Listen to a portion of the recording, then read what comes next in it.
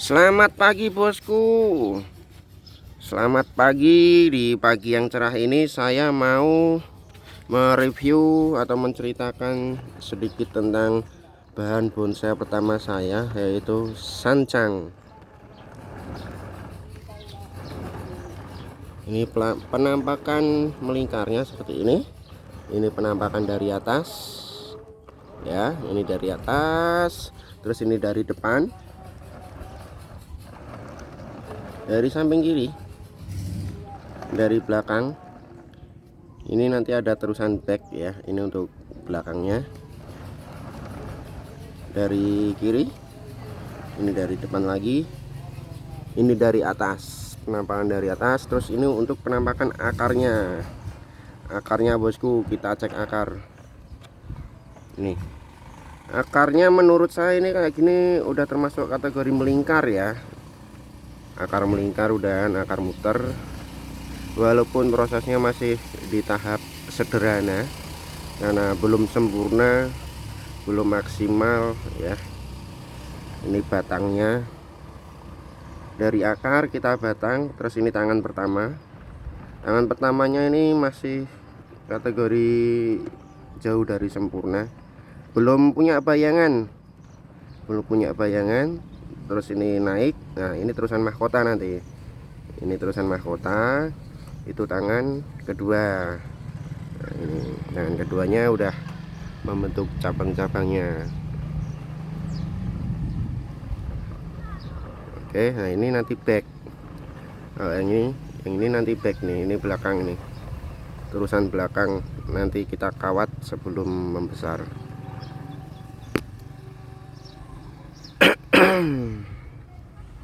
Proses bahan sancang ini yang saya video ini butuh waktu 8 bulan dari bahan stek. Dari bahan stek segini mana? Nah, dari bahan stek segini, awalnya segini ya. Awalnya segini alias segini ini.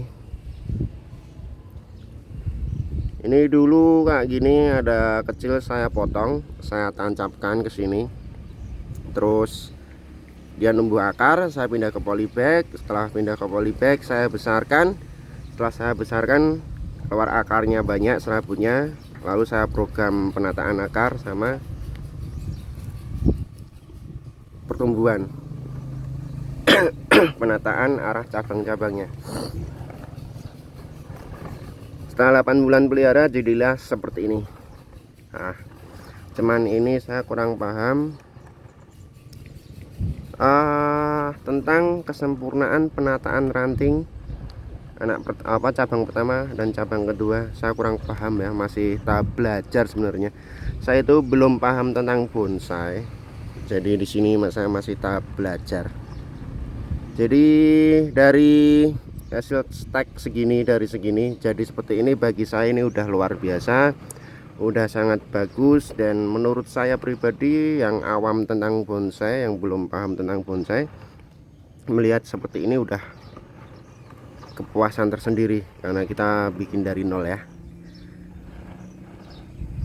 Satu pertanyaan, kenapa saya lebih suka bikin bonsai dari ukuran segini? Karena yang pertama itu saya kan nol ilmu ya, saya itu tidak punya ilmu sama sekali.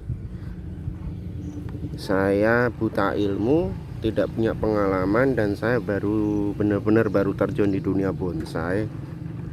Jadi kenapa saya memilih hasil stekan sendiri, pelihara bikin bonsai dari hasil stekan ukuran segini? Karena yang pertama, mau beli pun juga eman-eman uang. Mau beli yang bahan yang udah jadi, eman-eman uang. Karena apa? Karena saya kan belum punya ilmu nih.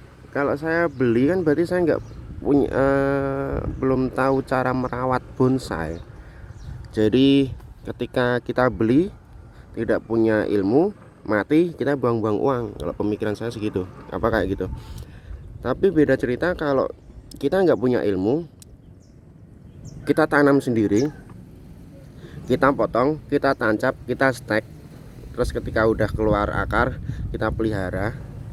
Ketika udah bisa memelihara, kita arahkan untuk menjadi bonsai. Dengan cara seperti itu, simpelnya omong, kalau semisal mati itu tinggal dibuang. Kalau hidup ya alhamdulillah ya. Jadi tidak ada kerugian untuk kita kecuali kerugian waktu. Nah itu bagi pemula saya sarankan itu pengalaman pertama jangan beli, tapi bagaimana kita belajar tentang menghidupkan stekan terlebih dahulu.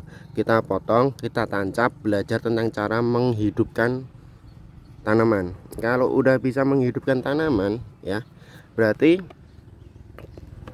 step selanjutnya bagaimana cara kita belajar untuk merawat tanaman. Ketika kita sudah merawat, sudah punya ilmu tentang merawat tanaman, bisa membuat subur pohonnya, bisa menghilangkan hama di tanamannya, berarti kan itu kan udah masuk tahap bisa merawat. Tahap selanjutnya bagaimana cara kita memprogram ke arah bonsai itu.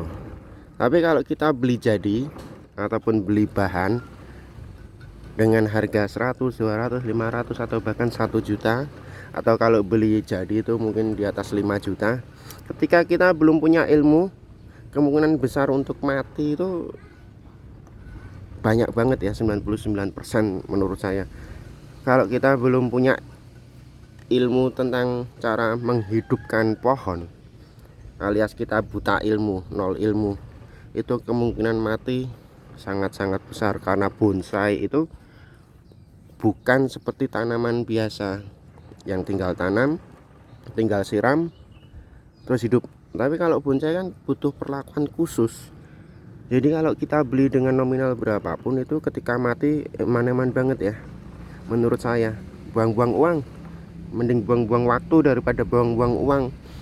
Kita potong ya, cari di jalan lah, cari di jalan ada pohon yang sekiranya bisa untuk bahan bonsai, dipotong aja rantingnya terus ditanam. Bagaimana cara untuk mengeluarkan akar terlebih dahulu.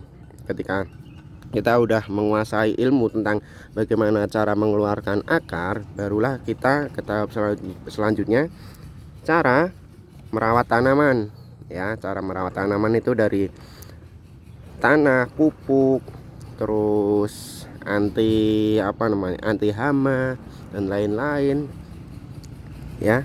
Kalau kita udah bisa merawat tanaman, berarti kita udah bisa masuk ke tahap pemeliharaan bonsai, karena kita udah punya ilmu unsur pupuk sama tanamannya seberapa dan lain-lainnya ya. Jadi ketika kita beli bahan bonsai ataupun bonsai yang udah jadi, harapan untuk mati itu lebih ke 30% lah. Harapan matinya 30%, yang 7% harapan hidup. Yang 30% harapan mati itu karena kualitas kesehatan pohon.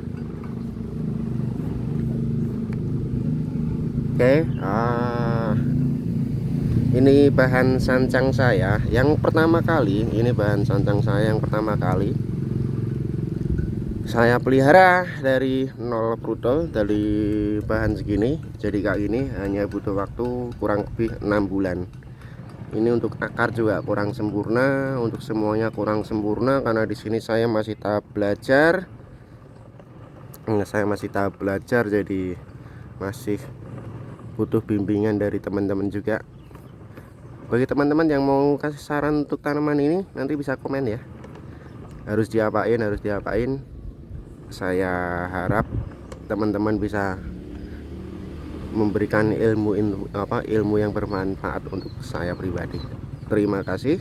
Segitu dulu review pohon bonsai saya yang ber-ID Sancang. Terima kasih.